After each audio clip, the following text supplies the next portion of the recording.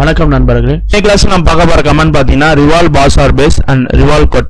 So revolve அப்படினா என்ன அப்படினு பாத்தீங்கன்னா ஒரு கிராஸ் செக்ஷன் ஒன்னு வரைஞ்சிட்டு அந்த கிராஸ் செக்ஷனை அப்படியே ஃபுல்லா 360 டிகிரியோ இல்ல ஒரு 180 டிகிரியோ ரொட்டேட் பண்ணி நம்ம ஒரு ஜியோமெட்ரி ஃபார்ம் பண்றது revolve அப்படினு சொல்லுவாங்க. So revolve செலக்ட் பண்றேன், ஏனா plane செலக்ட் பண்ணிக்கிறேன். இப்போ எக்ஸாம்பிள் பாத்தீங்கன்னா சர்ச் பெல்லாம் இருக்கு இல்லையா, சர்ச் பெல் வந்து கட் பண்ணி பாத்தீங்க அப்படினா வந்து ஃபுல்லாவே ஒரே கிராஸ் செக்ஷன் தான் இருக்கும். சோ அந்த கிராஸ் செக்ஷன் வரைஞ்சிட்டு நம்ம அதை ரிவால்வ் பண்ணோம் அப்படினா நமக்கு அந்த மாதிரி ஷேப் ஃபார்ம் ஆயிடும். சோ நான் ரிவால்வ்க்கு வந்து ஒரு ரஃப் ஸ்கெட்ச் ஒன்னு போட்டு ரிவால்வ் பண்ணி காட்டுறேன்.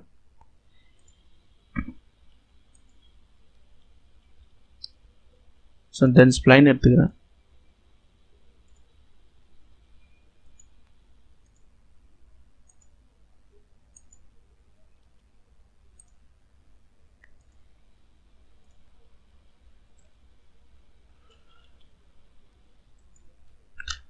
சோ இந்த மாதிரி ஒரு ப்ரொஃபைல் ஒன்று வரைஞ்சிறேன். ஸோ இப்போ இந்த ப்ரொஃபைல் பார்த்தீங்கன்னா இந்த ப்ரொஃபைல் அப்படியே டோட்டலாக எனக்கு 360 டிகிரிக்கு வந்து ரொட்டேட் ஆகி எனக்கு ஜியோமெட்ரி ஃபார்ம் ஆகும். ஸோ நான் எக்ஸிட் ஒர்க் பெஞ்ச் கொடுக்குறேன்.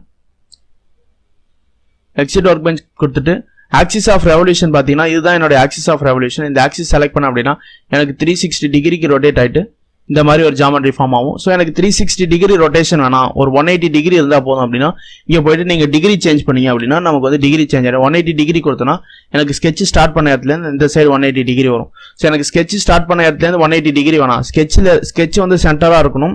எனக்கு இந்த சைடு ஒரு 90 அந்த சைடு ஒரு 90 அப்படி வேணும் அப்படின்னு பார்த்தீங்கன்னா நீங்கள் டைரக்ஷன் 2 இருக்கு இல்லையா, ஸோ அதை வந்து நீங்கள் செக் பண்ணுங்க. செக் பண்ணிட்டு எனக்கு வந்து இந்த சைடு ஒரு 90 டிகிரி வேணும் அண்ட் நமக்கு ஸ்கெட்ச் வந்து சென்டரில் வந்துடுது. இப்போ ஸோ இந்த சைடு அதாவது டைரக்ஷன் 1ல ஒரு 90 டிகிரி வேணும் அப்படின்னு நீங்கள் கொடுத்தீங்க அப்படின்னா நமக்கு வந்து ஸ்கெட்ச் சென்டரில் இருக்கும். ஸோ இந்த சைடு 90 இந்த சைடு 90 அப்படின்றது வந்து டோட்டலாக நம்ம 180 டிகிரி ரெவல்யூஷன் ஆகிடும். நம்ம வரைஞ்ச ஸ்கெட்ச் வந்து சென்டரில் இருக்கும்.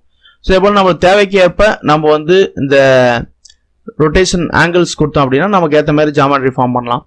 ஸோ இப்போ எனக்கு வந்து இந்த ப்ரொஃபைல் வந்து ஒரு தின் ஃபீச்சராக வேணும், எனக்கு ஒரு 1 mm திக்னஸ் வேணும், 2 mm திக்னஸ் வேணும் அப்படின்ற பட்சம் நம்ம இந்த தின் ஃபீச்சர் அப்படின்ற ஆப்ஷன் யூஸ் பண்ணிக்கலாம். தின் ஃபீச்சர் யூஸ் பண்ணிட்டு வந்து ஒரு 1 mm திக்னஸ் கொடுங்க. ஸோ நம்ம ப்ரொஃபைலுக்கு ஏதாவது திக்னஸ் கொடுத்தா தான் இங்கே வந்து ப்ரிவியூ வரும். ஸோ ஒருவேளை உங்களுக்கு ப்ரிவியூ வரல அப்படின்னா நம்ம டைரக்ஷன் சேஞ்ச் பண்ணோம்னா நமக்கு வந்து இந்த ப்ரிவியூ அப்படின்றது ஜென்ரேட் ஆகும். ஸோ இந்த ப்ரொஃபைல் நமக்கு ஓகே அப்படின்னா ஜஸ்ட் தின் ஃபீச்சர் வேணும்னா தின் ஃபீச்சரோட ஓகே கொடுத்துக்கலாம். ஸோ தின் ஃபீச்சர் வேணாம் அப்படின்ற பட்சத்தில் இந்த தின் ஃபீச்சர் வந்து நீங்கள் அன்செக் பண்ணுங்க. அன்செக் பண்ணிட்டு ஒரு ஓகே கொடுத்துட்டீங்க அப்படின்னா நமக்கு வந்து இந்த ரிவால்வ்டு ப்ரொஃபைல் வந்து ஜென்ரேட் ஆகிடும். நம்ம பார்க்க போகிற கமெண்ட் பார்த்தீங்கன்னா ரிவால்வ் கட்.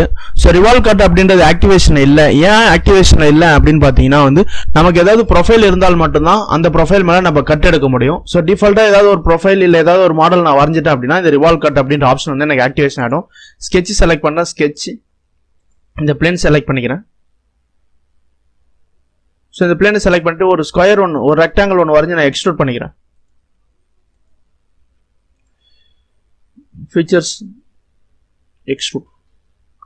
ஸோ நான் ஒன்ஸ் இந்த ப்ரொஃபைல் நான் எக்ஸ்ட்ரூட் பண்ணி ஜஸ்ட் ஒரு ஓகே கொடுத்ததுக்கப்புறம் எனக்கு இங்கே இருக்கிற இந்த கமெண்ட்லாம் வந்து ஆட்டோமேட்டிக்காக ஆக்டிவேஷன் ஆகிடும்.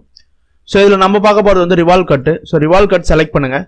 ஸோ நான் இந்த ஃபேஸில் எந்த ஃபேஸில் வரைய போகிறோமோ அந்த ஃபேஸ் செலக்ட் பண்ணணும். இந்த ஃபேஸில் வரைய போகிறேன், இந்த ஃபேஸ் செலக்ட் பண்ணிவிட்டு Ctrl 8 கொடுக்குறேன். பிளேன் நமக்கு ஓரியன்ட் ஆகும்.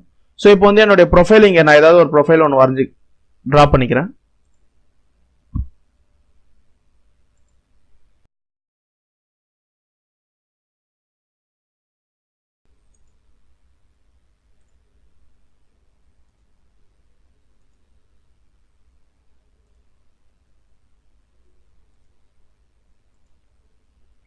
ஸோ இந்த மாதிரி ஒரு ப்ரொஃபைல் ஒன்று வரைஞ்சிக்கிறேன். இதை நான் ரிவால்வ் பண்ணி இந்த ஃபேஸில் நான் கட் எடுக்க போகிறேன்.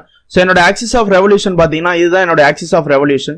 ஸோ நம்ம ரிவால்வ்ல பார்த்த மாதிரி மீதி டைரக்ஷன் 2 தின் ஃபீச்சர் அது எல்லாமே வந்து இதுலையும் இருக்கும். பட் இதுக்கும் அதுக்கும் என்ன வித்தியாசம் அப்படின்னு கேட்டிங்கன்னா அதில் நமக்கு மெட்டீரியல் ஃபார்ம் ஆகும், இதில் நமக்கு வந்து மெட்டீரியல் ரிமூவ் ஆகும். ஸோ அவ்வளோதான் difference.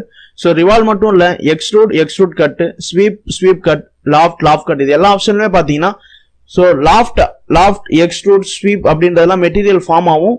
Extrude cut, revolve cut, sweep cut அப்படின்றதெல்லாம் மெட்டீரியல் நமக்கு ரிமூவ் ஆகும். ஸோ அவ்வளோதான் இது ரெண்டுத்துக்கும் உள்ள வித்தியாசம். மற்றபடி கமாண்ட் ஒர்க்கிங் ப்ரொசீஜர்லாம் வந்து ரிவால்வ் கட்டுக்கும் ரிவால்வ்க்கும் ஒன்று தான், எக்ஸ்ட்ரூட் கட்டுக்கும் ஒன்று தான். சரி, ரிவால்வ் நமக்கு எந்த டைரக்ஷன் எனக்கு ஒரு 180 டிகிரி ரொட்டேட் ஆனால் போதுன்ட்டு நான் 180 டிகிரி கொடுக்குறேன். ஸோ எனக்கு 180 டிகிரி ரொட்டேட் ஆச்சு அப்படின்னா இந்த மெட்டீரியலை கட்டே எடுக்காது. ஸோ ஏன்னா இந்த 180 டிகிரியுமே வந்து வெளியில் இருக்குது. ஸோ நான் அதை ஃப்ளிப் பண்ணுறேன். ஃப்ளிப் பண்ணேன் அப்படின்னா எனக்கு 180 டிகிரி வந்து அந்த சைடு மாறிடும். ஸோ இப்போ ஜஸ்ட் நான் ஒரு ஓகே கொடுத்தேன் அப்படின்னா நான் கொடுத்த ப்ரொஃபைலுக்கு ஏற்ற மாதிரி எனக்கு வந்து இந்த மாடலில் கட் ஜென்ரேட் ஆகிருக்கும்.